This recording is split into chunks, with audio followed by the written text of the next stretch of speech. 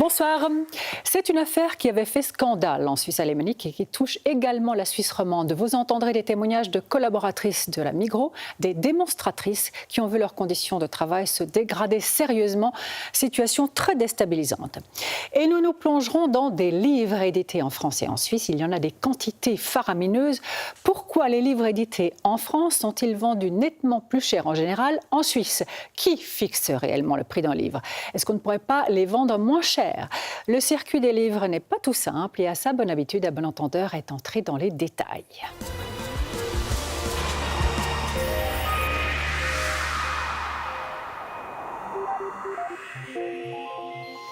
Que vous achetiez un magazine, un livre de cuisine, de la poésie érotique, le dernier roman à la mode ou une BD d'auteur français, vous avez peut-être fait le même constat puisque les prix sont visibles sur le journal ou le bouquin. Nous payons souvent plus cher que de l'autre côté de la frontière. C'est agaçant et ça s'explique qu'en remontant patiemment la piste, la chaîne a de nombreux maillons.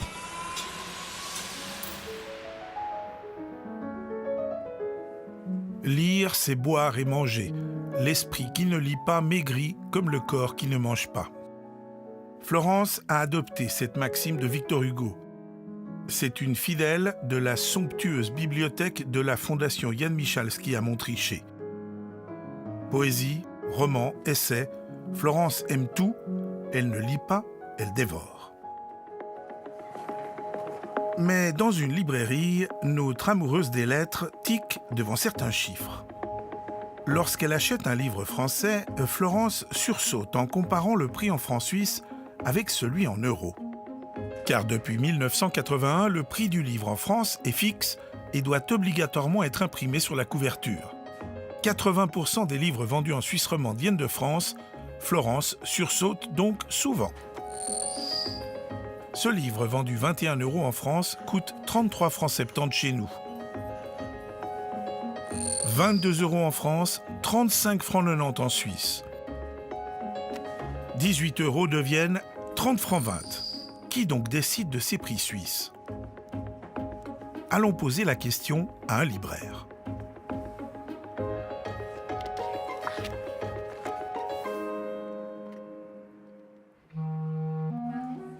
Avec 12 librairies en Suisse romande, Payot est le numéro 1 du marché et Pascal Vandenberg, le maître des lieux. Est-ce que c'est vous qui fixez le prix des livres quand ils sont vendus en Suisse?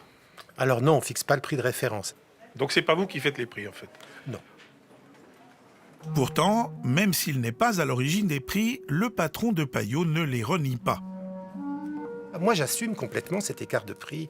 On est dans un pays avec un pouvoir d'achat qui n'a rien à voir avec celui de la France, avec des conditions d'exploitation qui n'ont rien à voir avec celles de la France. Et le client qui ne comprend pas qu'il y a effectivement du coup un prix qui est plus élevé derrière, j'ai pas beaucoup de solutions pour lui, à part de lui dire vous pouvez acheter ailleurs, c'est ce qu'ils font d'ailleurs. Mais vous comprenez que certains gens râlent? Écoutez, oui et non, parce que d'un côté, c'est quand même une transparence, je trouve, pour le consommateur. Le fait que le livre soit imprimé en euros sur le livre, ça donne quand même, je dirais, au consommateur l'idée exacte du niveau de tonte dont il va faire l'objet. C'est ça, le niveau de tonte. Oui, ouais. mais c'est-à-dire que c'est quand même une transparence que les autres secteurs, que la plupart des autres produits n'offrent pas.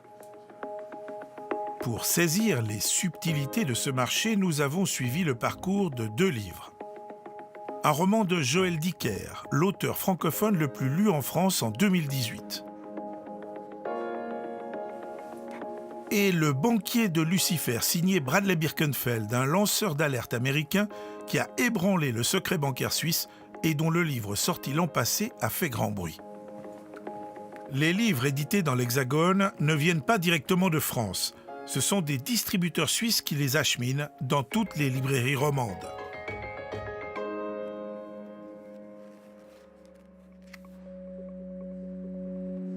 Une halle gigantesque, 30 km de rayon, près de 3 millions d'ouvrages. Nous sommes à l'OLF, l'Office du livre, près de Fribourg. C'est le plus grand distributeur de Suisse romande. Tout est piloté par informatique. Ici, les livres ne sont pas classés par auteur ou par collection, mais par volume et par taille.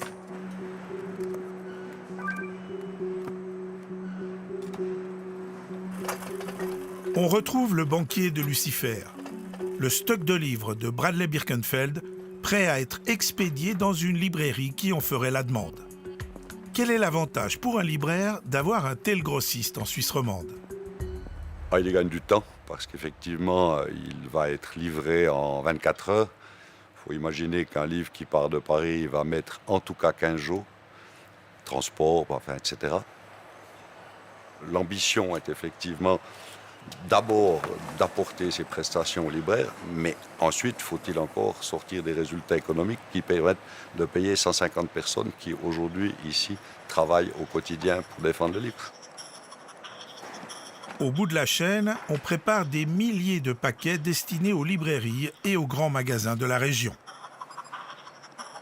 Et puis il faut gérer les invendus. En moyenne, les librairies retournent un quart des livres à l'OLF. Ils sont restockés ou finiront au pilon, car il faut faire de la place. En France, 68 000 titres sortent chaque année. Ça fait 186 nouveautés par jour. C'est trop, on est d'accord, c'est trop. Mais un des problèmes, c'est que si les gros best-sellers peuvent être prévisibles, il est une quantité d'ouvrages dont l'espoir de vie n'est pas connu et qui peuvent avoir un succès phénoménal qui n'était absolument pas prévu.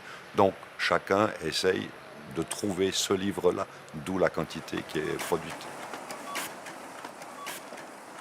Toute la journée, cette machine colle des étiquettes de prix en francs suisses sur des livres français. Alors, Monsieur Feldman, est-ce que c'est vous qui fixez le prix en francs suisses pour les librairies en Suisse romande?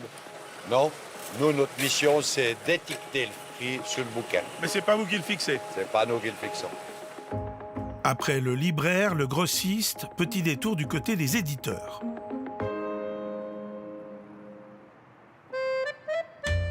Paris, ville de poètes, d'écrivains et de cafés littéraires. Le Paris de Saint-Germain-des-Prés, du Flore, de l'Ypres ou des Deux Magots. Toute une époque. Mais en 2019, la réalité est plus prosaïque. Jean-Charles Gérard dirige les éditions Max Milo. Bonjour, je prends un café. Une petite maison spécialisée dans les livres d'actualité et les témoignages chocs. Une maison qui cherche à surnager parmi les 4500 éditeurs que compte l'Hexagone. Un éditeur commence à gagner de l'argent quand il a vendu plus de 2 à 3 000 exemplaires. Mais dans 8 cas sur 10, il va vendre moins de 2 à 3 000. Donc ça veut dire qu'il perd de l'argent. J'ai édité 400 titres en 20 ans, ce qui fait à peu près 20 par an. J'ai eu 3 livres qui sont vendus à plus de 100 000 exemplaires. Je suis noir et je n'aime pas le manioc, La démesure et Pilleur d'État. J'ai eu à peu près 20% de bouquins qui sont vendus à plus de 3 000 exemplaires. Et le reste, j'ai perdu de l'argent. Jean-Charles Gérard est l'éditeur du Banquier de Lucifer. En France, il espère en vendre autour de 4 000 exemplaires. Mais à quel prix? Qui fixe le prix du livre sur le marché français?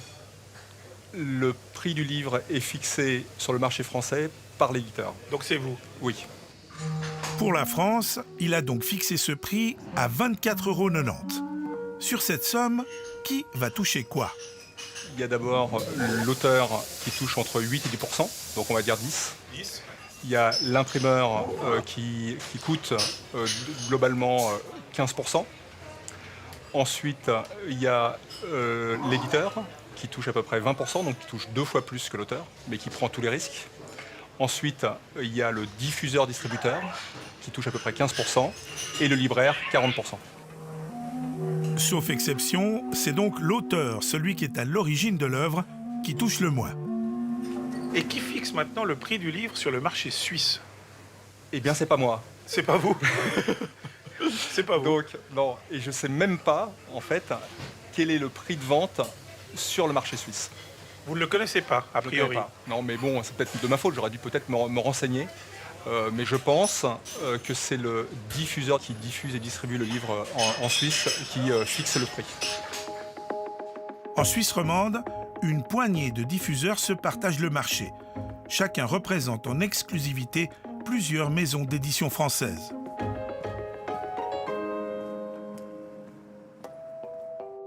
Interforum Suisse est l'un de ces diffuseurs, l'un des principaux. Il diffuse à lui seul plus de 150 éditeurs français, dont Max Milo, l'éditeur de Bradley Birkenfeld, mais aussi Bordas, Plon ou Julliard. Est-ce que c'est vous qui fixez les prix des livres en francs suisses?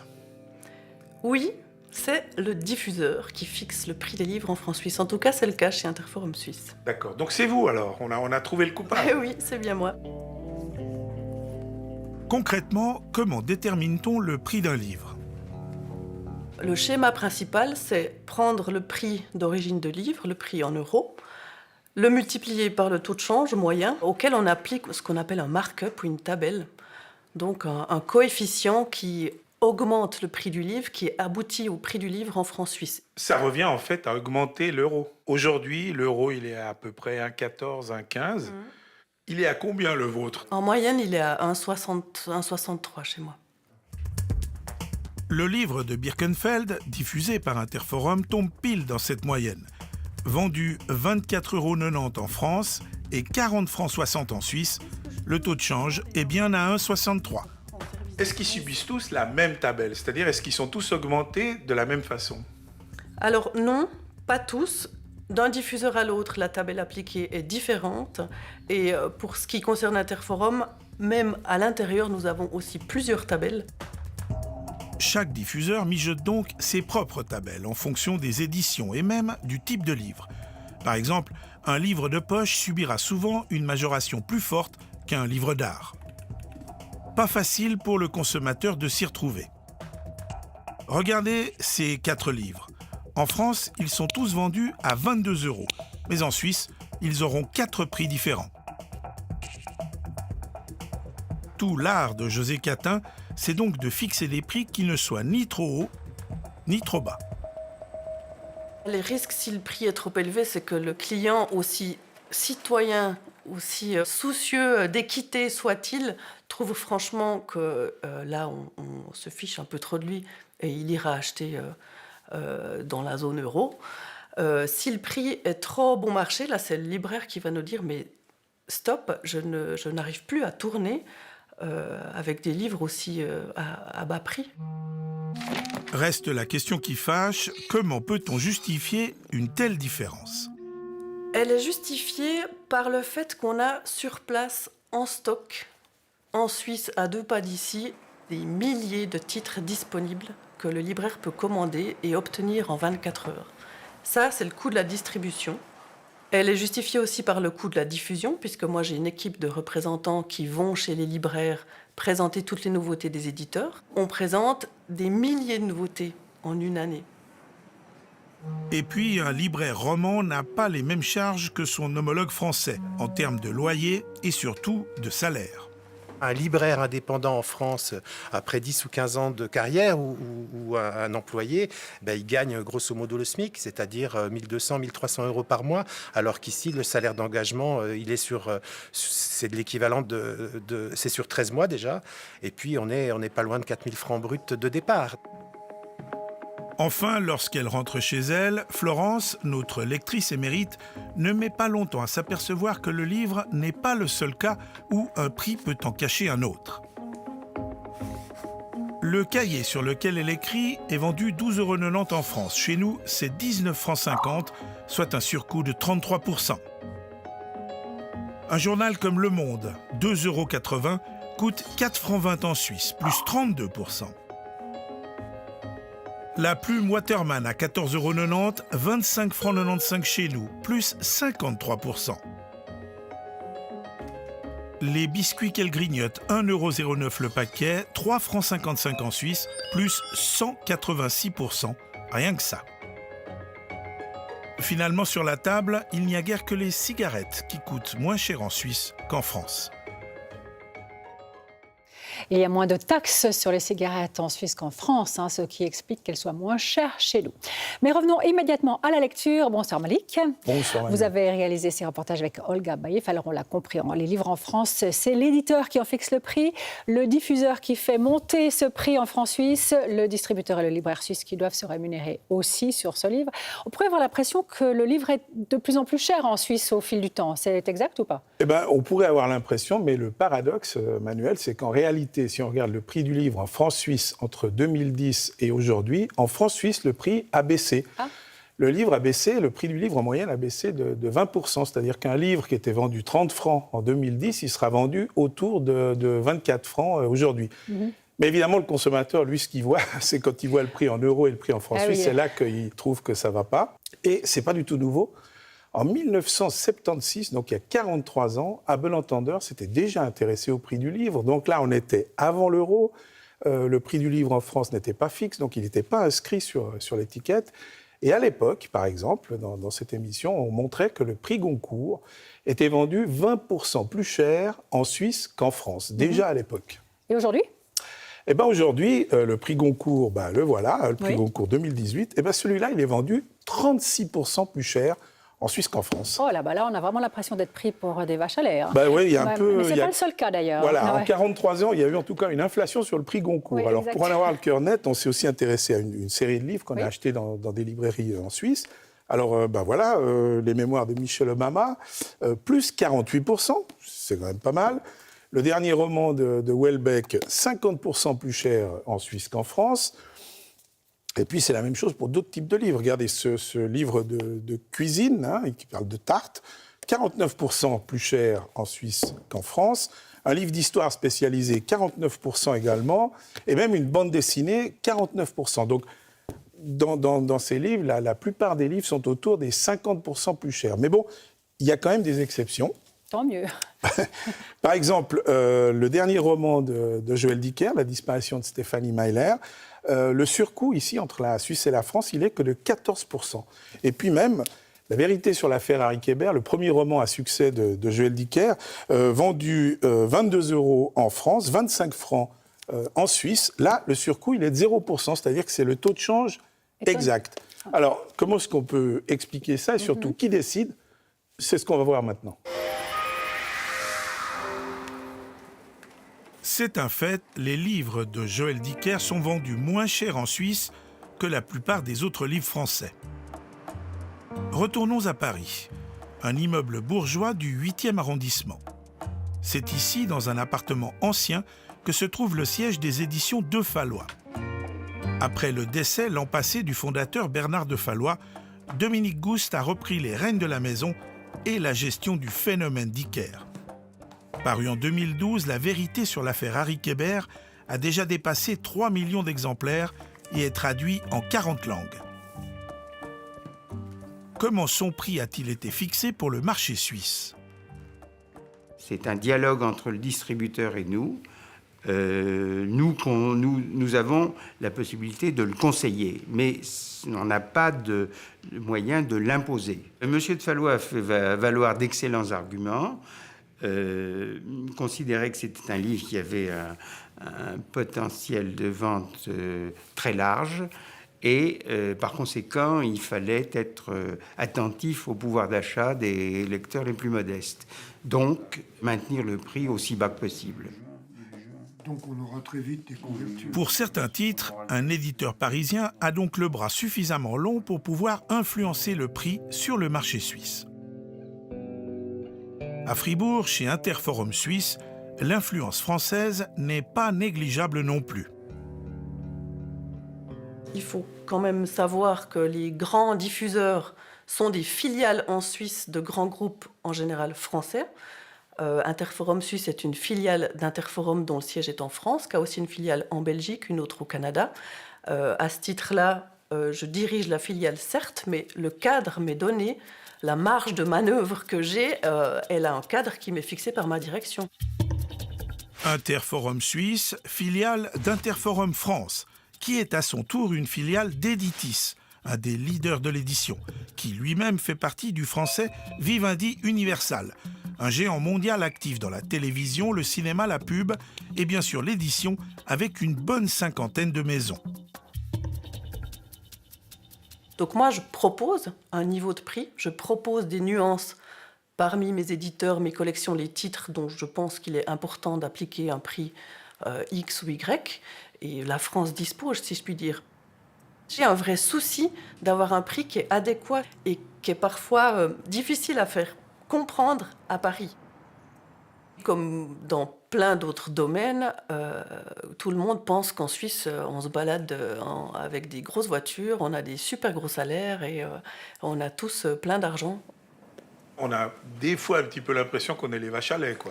Je peux aisément comprendre que quand on voit un livre à 16 € avec une étiquette 26 francs suisses, on puisse se sentir typiquement traité comme une vache à lait. Un livre trop cher, ça veut dire qu'à un moment donné, c'est Internet qui va tout bouffer le marché. Ça sera la disparition des librairies et ça serait une catastrophe pour tout le monde. Et le premier touché, finalement, ça sera l'éditeur. Pour le consommateur lecteur de Suisse romande, la question reste entière. Quel est le juste prix d'un livre ? Ouais, c'est le prix qui permet à l'ensemble du métier du livre de survivre, que ce soit le libraire d'abord, le grossiste, on va l'appeler comme ça, que nous sommes ici. Et donc, sans ces prix-là, nous disparaissons. Est-ce que la répartition des sommes entre les différents acteurs vous semble correcte aussi ? On ne peut pas, si on est honnête, dire que cette répartition est correcte. Non, la construction du prix étant faite par l'éditeur, respectivement par l'entité qui le représente en Suisse, c'est eux qui déterminent le prix. Et donc, on se sert d'abord et on distribue ensuite. Si l'éditeur considérait un peu moins la Suisse comme une vache à lait, de combien est-ce qu'on pourrait descendre le prix du livre ? On ne descendrait pas, parce que ce prix est juste. Mais la répartition de ce prix aiderait les métiers du livre en Suisse à peut-être vivre plus confortablement. Aujourd'hui, vous diriez que le prix des livres est juste ? Très honnêtement, je pense qu'il pourrait un peu baisser. Après, il y a aussi une chose élémentaire finalement, c'est qu'on dit très souvent que le livre n'est pas un produit comme les autres, certes. Il y a un vrai rôle culturel, citoyen, éthique à garder le livre présent le plus possible, mais en attendant, ça reste un domaine commercial. Ça sera du vouch. Le libraire est donc un commerçant et il a une marge de manœuvre. Car contrairement à la France, le prix des livres en Suisse n'est qu'indicatif. Et même si l'immense majorité des libraires romans appliquent ce prix conseillé, rien n'empêche d'augmenter ou de baisser les prix. Chez Payot, par exemple, les best-sellers sont souvent soldés jusqu'à moins 20%. Il s'agit justement, en prenant sur notre marge, d'essayer de réduire un peu sur ces best-sellers l'écart avec le prix d'origine, avec le prix français, avec la possibilité de l'acheter moins cher. Alors justement, est-ce que vous ne pourriez pas avoir une politique beaucoup plus agressive de prix ? 30, 40, 50% moins cher. Mais je pourrais fermer la boutique. Ou alors je licencie la moitié du personnel. On n'a clairement pas les moyens de ça. Olivier Babel, bonsoir. Bonsoir. Vous êtes le secrétaire général de l'Association suisse des diffuseurs, éditeurs et libraires. Alors parlons d'abord des libraires en Suisse. On a entendu qu'en France, un libraire touche à peu près 40% du prix du livre. Est-ce que c'est la même chose en Suisse ? L'ordre de grandeur est très similaire. Il se situe dans une fourchette de 37 à 40%. Mais sur un prix de vente, on l'a vu, légèrement plus élevé. Alors, est-ce que pour que les livres importés de France soient un peu moins chers, les libraires suisses pourraient peut-être baisser leur marge ? On a entendu le directeur de Payot qui nous disait que non, mais c'est son avis. Les autres pourraient peut-être faire un effort ? Encore moins, je pense, parce qu'il ferait courir un très grand risque à leur entreprise. Si Payot peut se permettre de discounter certains best-sellers, comme il l'a dit, qui sont des produits d'appel, c'est parce qu'il a le volume, il a la masse, il a le nombre d'enseignes. Mais une librairie ne pourrait pas se permettre de rogner 20% de sa marge sur justement un best-seller qui est l'ouvrage qui va mieux se vendre dans sa librairie. Alors certains francs-tireurs libraires vont se fournir directement en France. C'est le cas de la FNAC. D'ailleurs, on aurait bien voulu avoir quelques explications. La FNAC n'a pas voulu nous répondre. Mais pourquoi est-ce que les libraires de Suisse romande ne sautent pas, je dirais, par-dessus les tables distributeurs et vont directement en France chercher les livres qu'ils vont revendre ensuite ? Parce qu'ils ne peuvent pas le faire, c'est au-delà de leurs moyens logistiques. Vous imaginez qu'un libraire, en moyenne, reçoit plusieurs centaines de livres chaque jour. Il faudrait donc que non seulement il passe la commande aux fournisseurs étrangers, auprès de l'éditeur, mais qu'il s'occupe de toute la logistique d'importation, de dédouanement et de livraison. Ça prendrait du temps, ça prendrait beaucoup de temps et beaucoup d'argent aussi. Donc il n'est pas du tout dit qu'il soit en mesure de mettre en vente le livre après à un prix inférieur à celui auquel il l'obtient en passant par le diffuseur. Et dans un temps raisonnable, parce qu'on sait que le e-commerce fait aussi qu'on peut commander très rapidement. Alors, il y a actuellement 579 librairies en Suisse, 145 en Suisse romande. Est-ce que la concurrence d'Amazon, par exemple, leur fait peur? Est-ce que ces librairies vont pouvoir résister? Alors, elle leur fait excessivement peur, surtout quand ils apprennent, les libraires, que la Poste signe un accord avec Amazon qui déroule un tapis rouge à une société qui ne paye pas 1 franc d'impôt en Suisse, mais à qui on va faciliter finalement tout le processus d'importation, de dédouanement et d'acheminement chez le client final. Donc là, ils réagissent et ça leur fait très très peur. Et nous allons nous mobiliser, bien sûr, pour empêcher que ceci n'advienne. Mais sinon, il faut savoir que la vente en ligne directe représente aujourd'hui, sans disposer de statistiques précises, environ 20% du marché du livre. Ça permet de maintenir un réseau très dense de librairies. Vous avez dit quelques 145 points de vente du livre en Suisse romande. C'est remarquable. Donc pour le moment, il n'y a pas encore d'effet pervers sur le marché du livre. Et de péril en la demeure. De péril en la demeure sur le territoire roman. Alors on va parler des éditeurs, bien sûr, avec vous, puisque vous les représentez également. Mais d'abord, je vous emmène faire un petit tour en Suisse alémanique, qui, je le rappelle, forme quand même la majorité de ce pays. Est-ce que le prix des livres importés d'Allemagne prend aussi l'ascenseur une fois qu'il touche le sol helvétique? Pas sûr, regardez. Bienne, la plus grande ville bilingue de Suisse. Bienvenue à la librairie Bostrich, qui propose des livres en français et en allemand. Catherine Kohler a courageusement ouvert sa librairie l'automne passé. Ce qui m'a motivée, ça part surtout d'un manque, parce qu'à Bienne, il y a une seule librairie, pour une ville d'un peu plus de 50 000 habitants, et puis ça faisait quelques années qu'il n'y avait plus de librairie indépendante. Et pour moi, c'était important pour la ville où je vis d'avoir ce genre d'endroit, donc on peut trouver une sélection de livres, et puis où il se passe aussi des événements, où les gens puissent se rencontrer. Il y a aussi une émission de radio très importante. Je mets beaucoup de livres d'art en avant, qui est un produit qui se vend peu. Je mets aussi beaucoup d'éditeurs indépendants, de la région notamment. Pour moi, c'est important qu'ils soient représentés ici. Ici comme ailleurs, 80% des livres viennent de l'étranger, surtout d'Allemagne et de France. Un simple survol suffit à s'en convaincre, les livres allemands sont moins chers en francs suisses que les livres français. Prenons le dernier roman de Michel Houellebecq. En France, il est vendu 22 € et il coûte 37,60 francs chez nous. Mais en version allemande, le livre est à 24 € en Allemagne et seulement 32 francs ici. En Suisse, la traduction allemande de Houellebecq coûte donc moins cher que la version originale en français. Autre exemple, ce livre français à 23,90 € est vendu 39,70 francs en Suisse, tandis que l'ouvrage allemand à 20 € en Allemagne ne coûtera que 26,90 francs chez nous. À Berne, la ville fédérale abrite la dernière librairie de Suisse alémanique qui propose un vaste choix d'ouvrages en français, en italien et en espagnol. Thomas Lichty est le patron et le fondateur de cette librairie il y a 33 ans. Il vend donc des ouvrages en plusieurs langues. Mais pourquoi les livres français coûtent-ils plus cher que les allemands? Chaque éditeur français a son propre distributeur en Suisse. Il n'y a pas de concurrence entre les distributeurs, alors qu'en Suisse alémanique, la situation est complètement différente. Nous avons 2, 3, voire 4 distributeurs où je peux acheter un seul et même livre. Et vous pouvez même aller l'acheter en Allemagne? Il y a même la possibilité, pour une partie des livres, pas pour tous, mais pour une partie des livres, on a la possibilité d'acheter en Allemagne. Lorsque vous commandez un livre français, vous n'avez pas le choix du distributeur? Non, il y a un seul distributeur en Suisse et je ne peux pas m'adresser à un distributeur en France. Il nous redirige sur le distributeur officiel en Suisse. Donc, on m'enlève la possibilité de jouer avec les prix, ce que je peux faire avec les livres d'origine allemande. Pour Thomas Lichty, il y a peut-être encore une autre raison. J'ai l'impression que les éditeurs allemands connaissent mieux les problèmes du libraire en Suisse. le respect de la situation du marché en Suisse alémanique est plus grand chez les éditeurs, je suppose, que chez les éditeurs français. Plus de concurrence, plus de souplesse dans les prix, des livres globalement moins chers qu'en Romandie. Même les libraires ont le Röstigraben. La Suisse est décidément un pays bien compliqué. À Zurich, on expérimente ce qui sera peut-être la librairie du futur.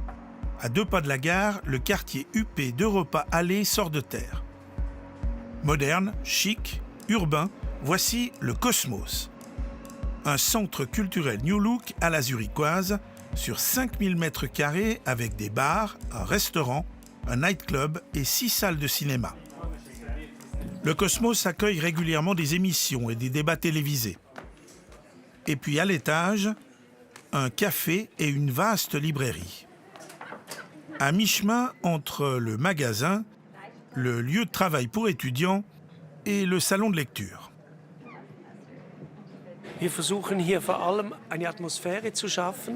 Ici, on essaye avant tout de créer une atmosphère, un environnement pour les gens qui aiment les livres, qui aiment en prendre soin, des gens qui ont du plaisir à être entourés de livres. Ils peuvent les feuilleter tout en buvant un café.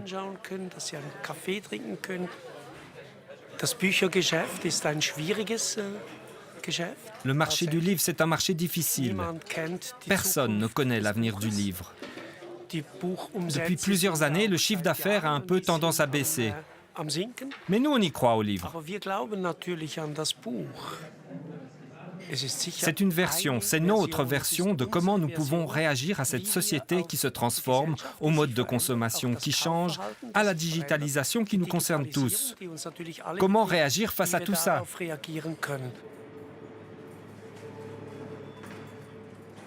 Chez Payot, en Suisse romande, on tente aussi de deviner ce que sera la librairie de demain. Ici aussi, il y a un café, des animations quasi quotidiennes et entre 2 étages de bouquins, un espace où l'on vend des articles de randonnée, des produits bio, des jeux et des cadeaux d'inspiration écologique. C'est complémentaire, on va dire, ou en tout cas, ça correspond à la même clientèle que celle qu'on a en librairie, et c'est une forme de diversification, en fait. C'est-à-dire que dans les années 2007-2008, je me suis dit, c'est très bien, le Payot libraire, c'est du monoproduit, comme on dit, mais c'est un peu comme dans l'agriculture. Si vous faites que du blé, puis qu'il y a un parasite du blé, ben à un moment donné, vous êtes mal. Les librairies, et comme les commerces, doivent devenir des vrais lieux de vie, mais on ne fait pas n'importe quoi. Il y a beaucoup de choses qu'on nous propose qu'on ne fait pas. Il y a des entreprises qui nous proposent de venir distribuer à nos clients qui des chips, qui des chewing-gums, qui des je sais pas quoi, et qui seraient prêts à payer pour ça, et je dis non.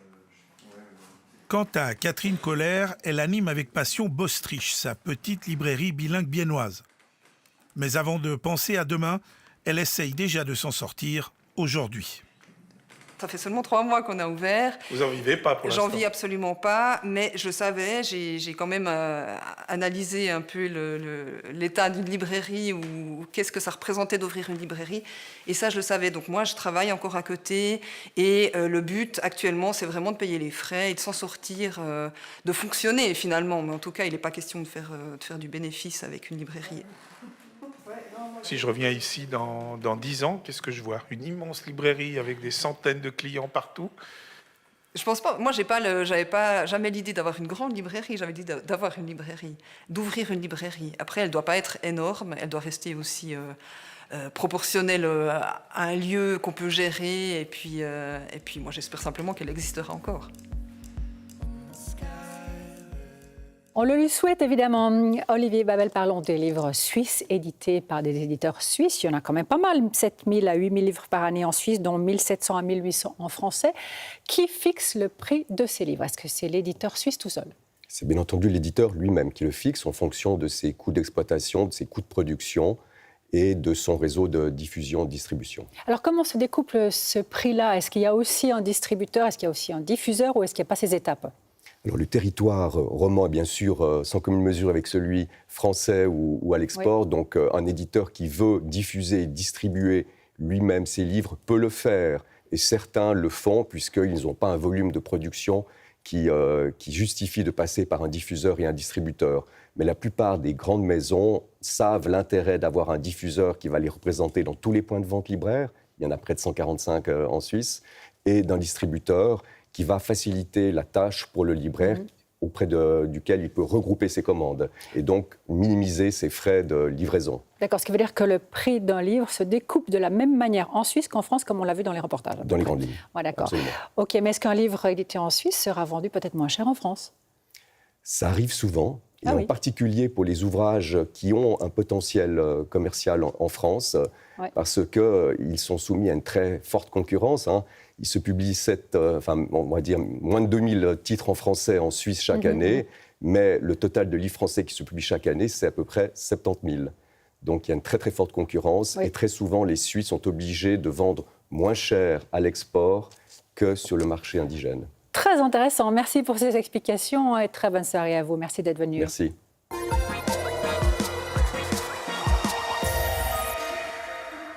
C'est une affaire qui a fait scandale au début de l'année en Suisse alémanique et qui a eu très peu d'écho jusqu'à présent en Suisse romande. Pourtant, elle touche également des employés romans de la Migros.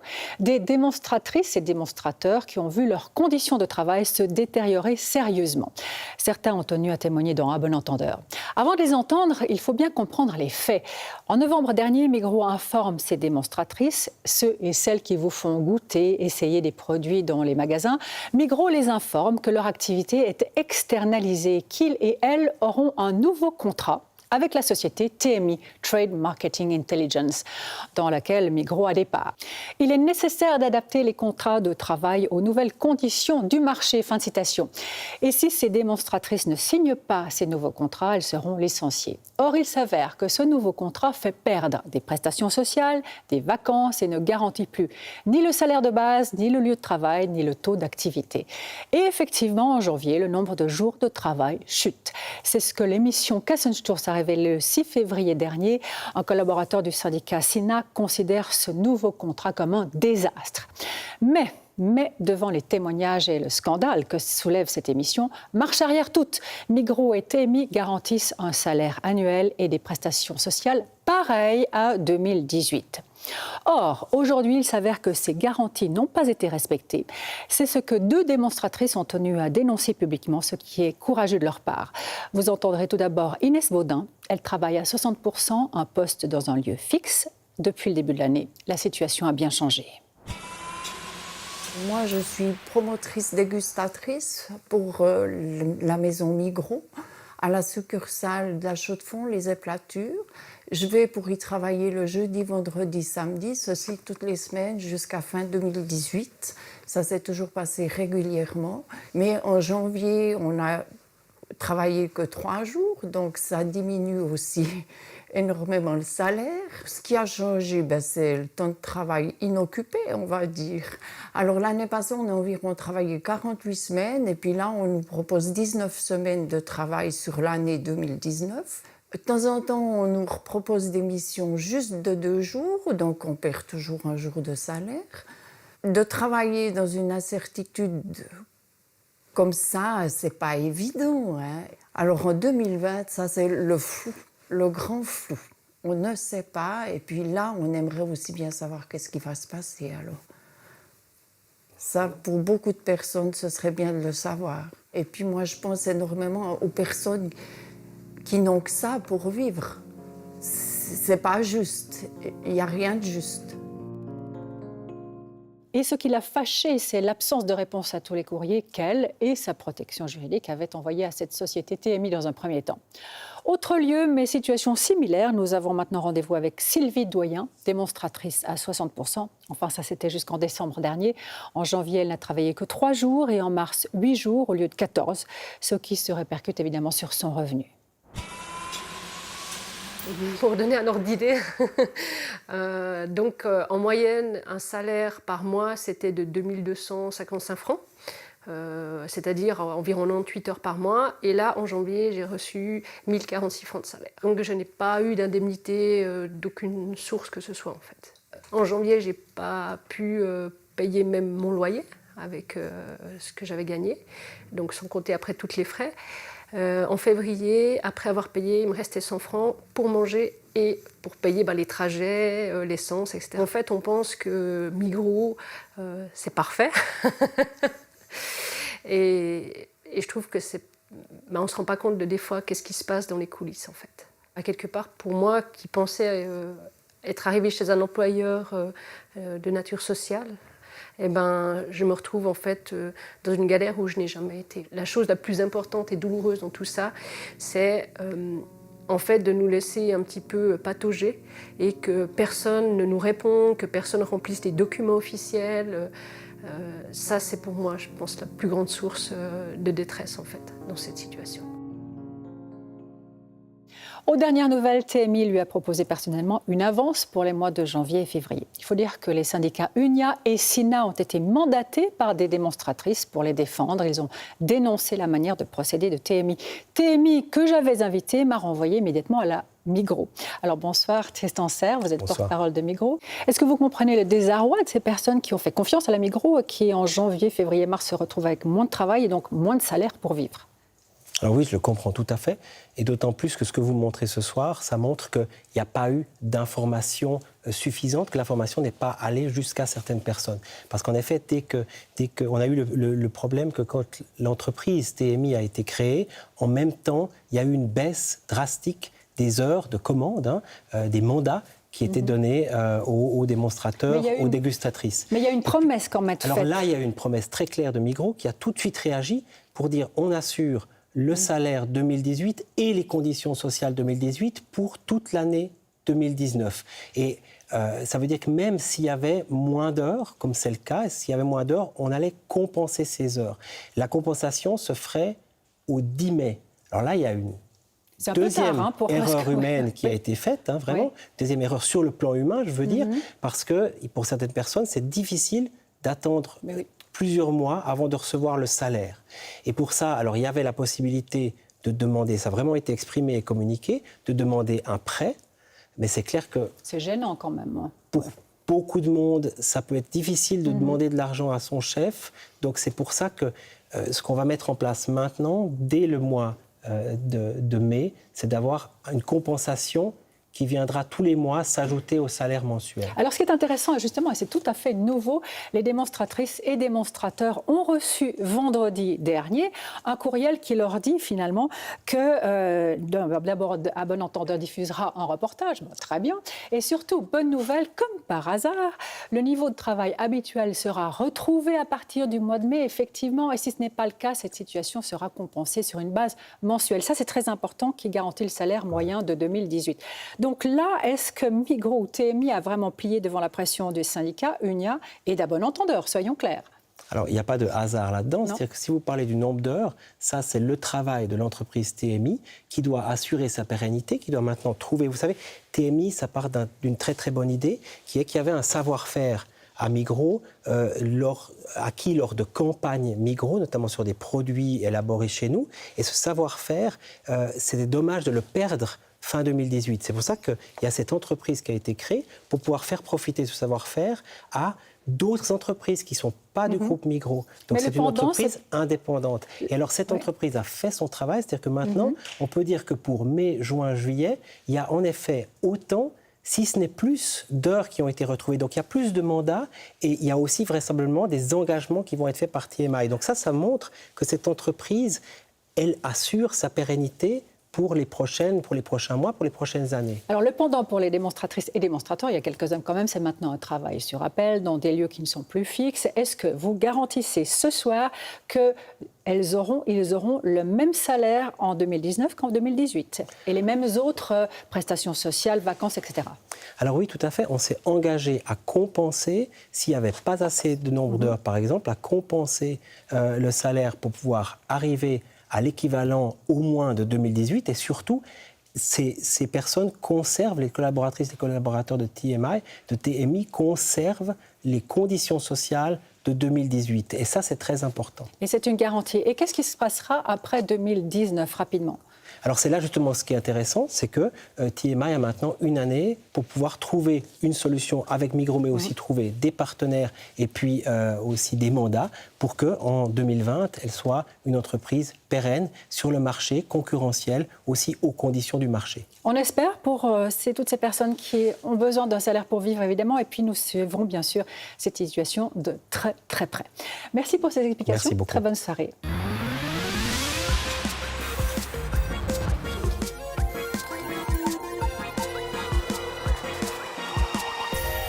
Ce n'est pas encore l'invasion comme dans certaines villes aux États-Unis ou en France, mais les trottinettes électriques sont aussi un vrai phénomène chez nous.